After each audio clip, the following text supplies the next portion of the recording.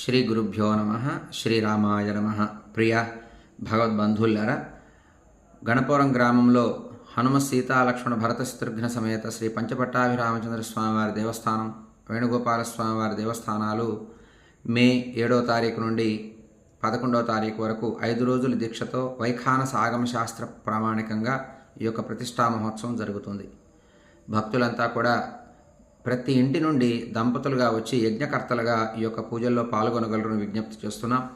ఒక్కరోజైనా కూర్చోవచ్చు, మన సౌకర్యం బట్టి 3 రోజులైనా కూర్చోవచ్చు, 5 రోజులైనా కూర్చోవచ్చు. ఏదైనా యజ్ఞంలో పాల్గొనటం చాలా ప్రధానం అని గమనించుకోండి. సంప్రదాయ దుస్తులతో యజ్ఞయాగాదుల దగ్గర మీరు పాల్గొనాలి అని తెలియజేస్తున్నాం. సంప్రదాయ దుస్తులనగా మగవారు పంచ కండువ ధరించి రావాలి. అవి కూడా ఎల్లో కలర్, పసుపచ్చ వర్ణం ఉంటే మంచిది. ఎందుకంటే విష్ణు సంబంధమైన ఆలయం గనక, రామచంద్రస్వామి శ్రీకృష్ణుల వారు విష్ణు స్వరూపాలు గనక పసుపు వర్ణం మంచిది.